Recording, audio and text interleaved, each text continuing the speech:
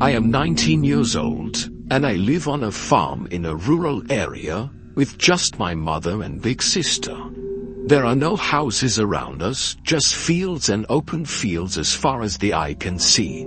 I usually do most of the outside work while my mother handles the administrative work. My sister works in town in an office and she often comes home very late. One night I was outside fixing the porch light when she drove home. Given the time and her tired head, I guessed she had a rough day. But when I got back into the house, I found her talking to our mother in a low voice. I asked them what was going on, and my sister explained that a car was following her on the way back. Apparently, that car had been following her for a week. She said he would stick to his car for a while and then drive away, but this time he'd followed him most of the way. She took many detours to try to sew them. That's why she was so late that night. My mother told him to go to the police and I agreed. My sister can handle herself, but she's too nice sometimes and often ends up in weird situations.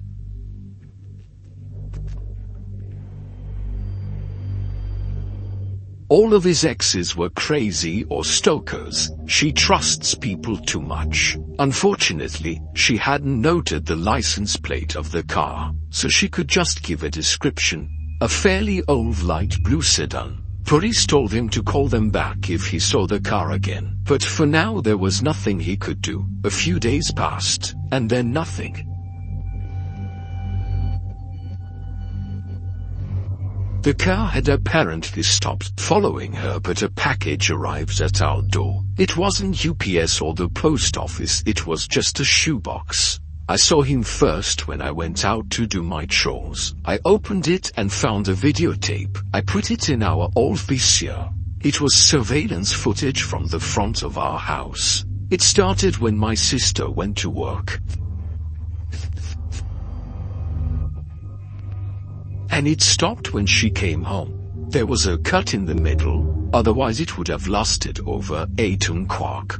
I showed it to my sister when she got up. She said it was filmed.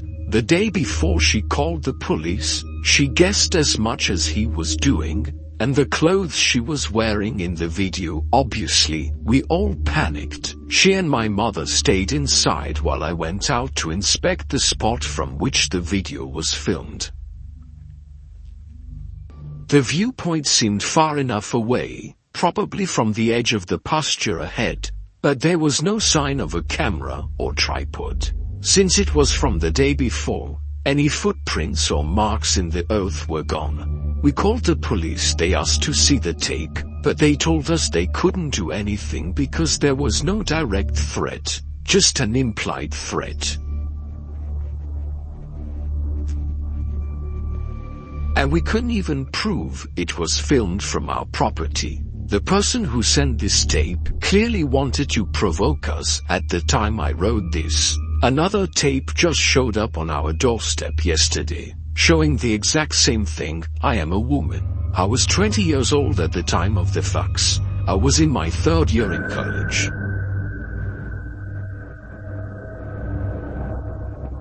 I had transferred from a small local college to a university several hours away because of a communication problem with the admissions office. I had very little time to find housing. I didn't know the area, so I ended up looking at the listings on Craigslist to rent a room. Luckily, I found accommodation close to the university and met the guy who rented the room. It was a great house in a very nice neighborhood. The man's name was Peter. He was in his 30s, worked mostly from home, and was very polite. Peter was also renting another room to a university student who was away until the start of the semester.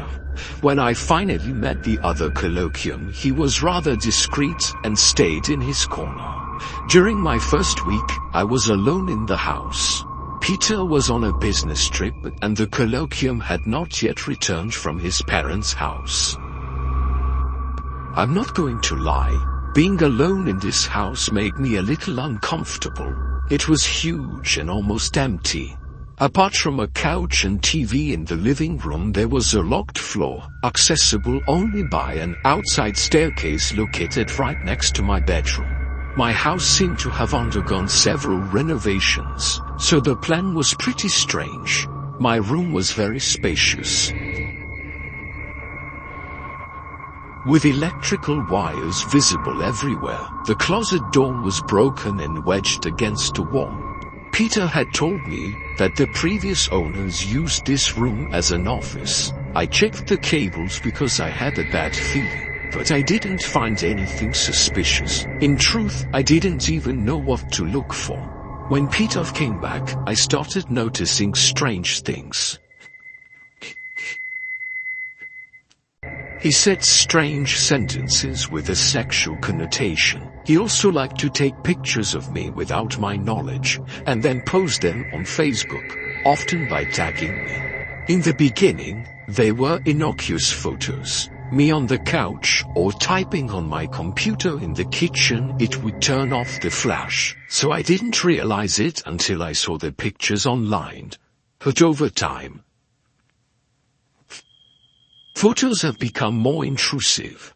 There was one of me in a towel in the hallway between the bathroom and my bedroom. Another showed me sunbathing in the garden at a time when I thought he wasn't there.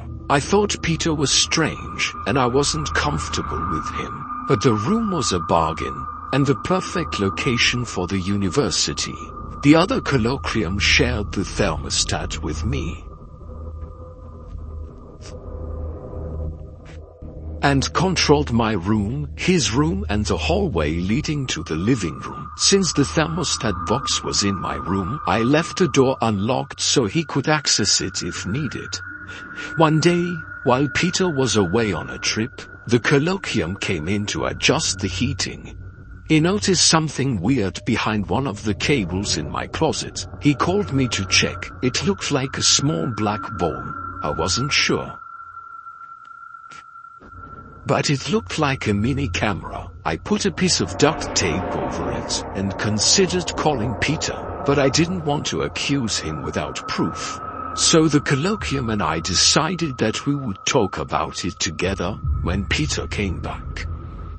2 nights later, I woke up with a start. I was still in the fog, but I noticed that my bedroom door was open and someone was moving in my closet.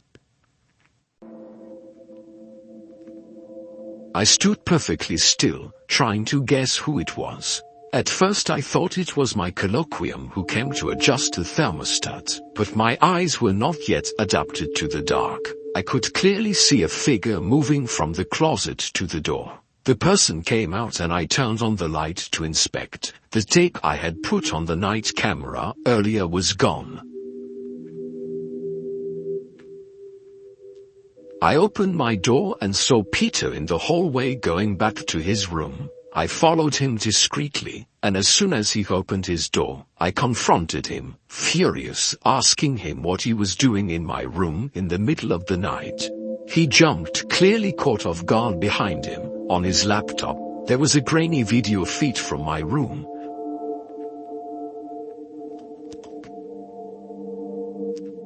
I could clearly see my bed in the frame. Peter was an odd guy, but not one to seek conflict. He immediately started apologizing and telling me that it wasn't what I believed. Unfortunately, since it was his house, there was nothing more I could do. I put tape back on the camera and moved out as fast as I could. I filed a complaint, but I don't want to dwell on that, because the case is still ongoing. I just wanted to get that story out of my head. I don't know how many hours of video Peter recorded or if he posted them online. Maybe just a few nude pictures. The other colloquium moved almost at the same time as me. Last time I passed the house, there was an entry sign in front.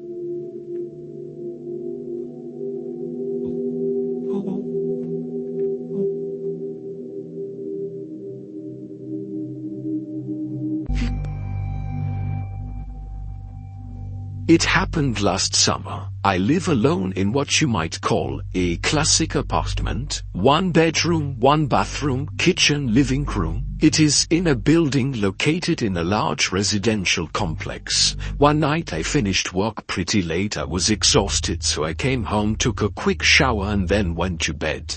It must have been 00 C. But around 4 o'clock in the morning, I woke up. I was wide awake, impossible to fall asleep. Also, I was very thirsty. I was dehydrated. It happens to me sometimes, especially in the summer. I wake up at night because of this. I usually drink a little water, feel better right away, and then go back to sleep. But sometimes, even after drinking, I'm too awake. And it was the case that night. When it happens to me, I go in the living room to watch a little TV while waiting to go back to sleep. Usually it takes 15-30 minutes. So I drank water, I felt better. I sat down on the couch and turned on the TV. The sofa is to the right of the front door, about 6 meters away. When I sat down, I noticed that the door was unlocked. I forgot to lock it. I usually do it automatically, but sometimes I forget. I want to lock it up. Then I went back to the couch, watching TV, waiting for the fatigue to come back. It was barely 5 minutes since I was zapping when I heard a noise. It was very quiet except for the TV, so I heard it well. Someone was trying to open the front door of my apartment. I couldn't believe it. I had no idea who it was. I froze, listening. Nothing more. After a while I got up, I went to the door. I looked through the person Judas. I opened the door and looked down the hall, and that's where I saw him. A man then in a hood walked away, walking with his head down. He went to another door and tried to open it too, but it too was locked. I watched him do the same with another door. He didn't seem to notice I was out. I didn't know who it was, but he was clearly trying to get into any apartment. When he got to the end of the hallway, he turned around and that's where he saw me. I hurried to close my door. I was afraid he would come back, but he didn't. Soon after, I went back to bed. I'm really glad I woke up at that moment and locked the door. Otherwise I dare not imagine what might have happened once. I was alone at home watching a movie on TV. I was sitting on the couch with popcorn. The sound of the TV was a little loud, but I had a good evening. I had already been there for several hours, at a quiet moment in the film.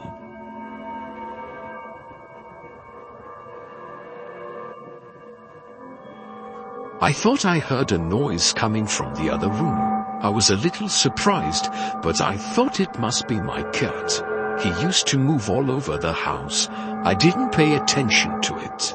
A few minutes later, at another quiet passage, I heard that noise again, but this time it didn't sound too much like the noise my cat makes.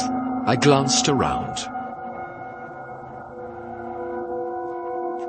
and I saw that my cat was sleeping on the living room floor, in the same room as me. There I had a bad feeling. I paused the movie and listened. I heard nothing for a good minute.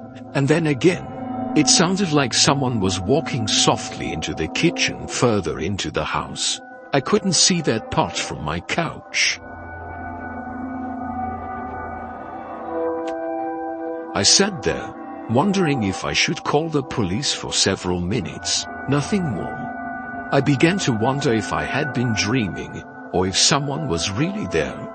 Since the silence persisted, I decided to go check it out myself. I went to the kitchen, everything was quiet. But when I got to the end of the living room, I heard footsteps again. The person ran straight to the basement door, opened it. I only had time to see the door close and hear someone coming down the stairs. There, it was certain, an intruder was in my house and he was going down into my cellar. I ran out of the room, climbed the other staircase, and went to my room. I locked myself in and called the police with my phone. They told me that a patrol was on its way, that it would arrive in about 10 minutes. It made me feel a little reassured, but I didn't feel safe until he was there. Meanwhile, in my room, after 2 or 3 minutes, I heard footsteps on the ground floor. I didn't know if the person was leaving or what, but just hearing it freaked me out. I was hoping he'd stay in the basement until the cops got here, but I heard footsteps coming up the stairs. There, I was really panicked. The footsteps climbed slowly, then stopped right outside my door. The handle moved. Someone was trying to open it. Fortunately, it was locked. I prayed that the police would arrive now. The stranger finally moved away, went back down the stairs. I was a little relieved, but he still wasn't gone. I heard him walking all over the house for several minutes. Then finally the police arrived. I heard several voices inside. When they told me it was good, I went down. There were several agents. They had found a man in the house, a stranger. They thought he was here to rob. Fortunately, he hadn't damaged anything. I don't know how he got in. I'm really relieved it ended well. The worst part is that he came up to my room while I was there.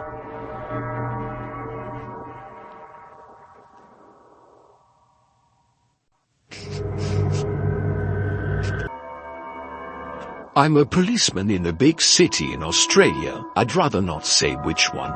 This whole story started last Monday while I was working at the reception of our post. Our police station is in a pretty tough neighborhood, so even at lunchtime, on a weekday, the lobby is full. Most of the people present were coming to point in as part of their bail, and their appearance was pretty much what one would imagine. But a woman standing out, clearly, it wasn't just because she didn't have a tattoo on her face. It was mostly that she seemed very nervous when it was her turn. The first thing she said was, "I think I need to talk to an inspector." This is generally a good catch in this profession. I took out my notebook right away. I told her she could talk to me first and I would see what I could do. Here the cops are a little less nervous about someone pulling a black object out of their bag than in the US.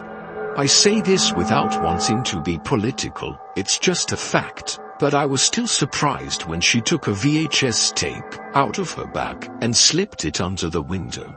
It took me a few minutes to get the whole story, as it alternated between terror and embarrassment, incessantly apologizing for wasting our resources on what was. She admitted it might be nothing. She recounted that months ago, while jogging through her neighborhood, she passed a pile of furniture and belongings left outside a house. Seeing the volume of items, she assumed it was for disposal and decided to look through it. Among the items, she found a box containing a VCR.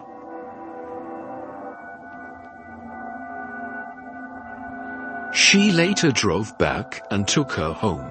She wanted to check if it worked to try and resell it on eBay. It ended up sitting on a shelf for 2 months, until she finally decided to test it out. She bought a tape at random from a thrift store, but while trying to put it in, she realized there was already a tape inside. I thought it was silly that she buys a tape without checking the unit first. I took her into an interrogation room, and a colleague brought in the TV on wheels. Our department still has a VHS player since some of our training videos date back to the 1980s. We prepared to view the tape together. Its label read, "Sec Camera Club." It began showing a woman tied to a chair in a room. The camera would circle around her, then get too close to her face. The cameraman could be heard panting loudly throughout. Very quickly, the tired woman began to beg for her life. The woman sitting next to me in the interrogation room, her name was Jennifer, asked me if she could step out into the hallway before the next thing. I agreed. What followed has stayed with me, leaving me nauseated. While it could have been staged, the filming style and the palpable terror in the woman's expressions made it seem disturbingly real. The cameraman produced a knife, and well, you can imagine the rest. The screams from the tape still haunt me, even now.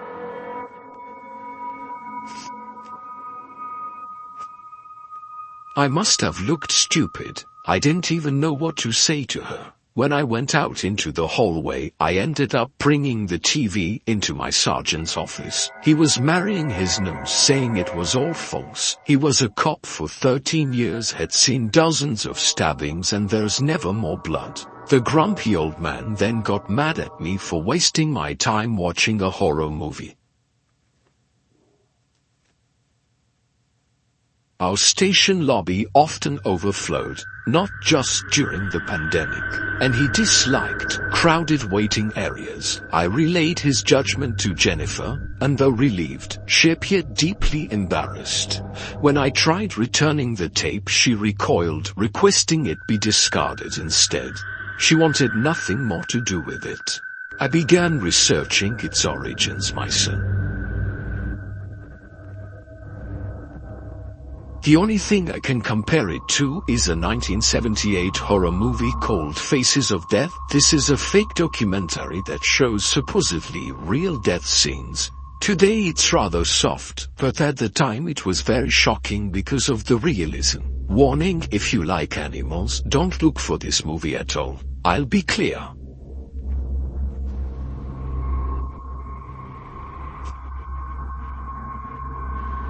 It wasn't a scene from Faces of Death, but maybe something similar. From my notes, the video was well lit, the two people's clothes were normal, and the walls of the room looked like corrugated metal. It can be a shed or a barn.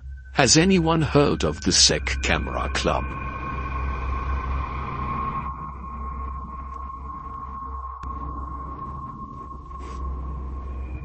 There was no serial number on the tape, and my Google searches turned up nothing. I suppose it may have come from a clandestine network that specializes in exploitation films, or a group of amateurs who wanted it to look as real as possible. I'm just guessing, and I know the info is thin, but if anyone knows something, let them leave a comment.